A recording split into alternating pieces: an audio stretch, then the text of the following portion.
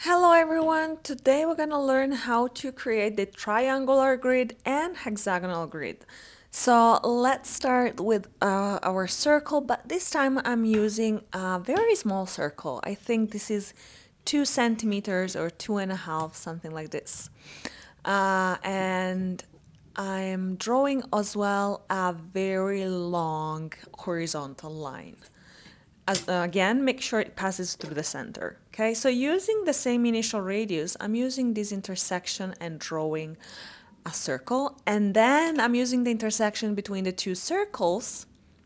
Just make sure to use the initial radius. So I'm pointing the compass here and drawing another circle. And I keep doing that. I keep using the intersection between the circles, the intersection between the horizontal line and the circle. Each intersection, just keep drawing my circles, and from time to time I go back to my initial circle just to make sure I'm still using the same radius. I'm always fearful my compass will move and then the circles will not be tangent, they will not align. So from time to time keep doing that. And I just keep adding and adding circles, and really I'm just at this point I'm gonna stop, but you can create as many circles you want. You can fill in a whole page, whatever works for you. It really depends on how big you want the grid to be.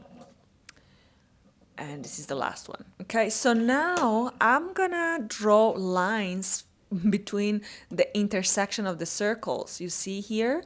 So I'm just gonna add a horizontal line, and we already have this one, so let's draw this one, and then I'm moving to be from this side and this one.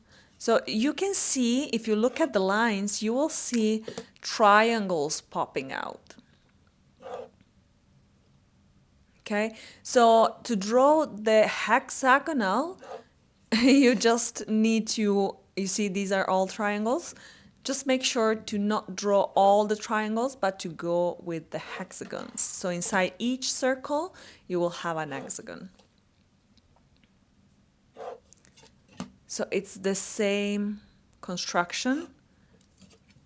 You just make sure to highlight the hexagon and not the triangle. So 6 triangles will make a hexagon. Anyway, I hope you like this content. Make sure to subscribe to my channel and see you next time. Bye!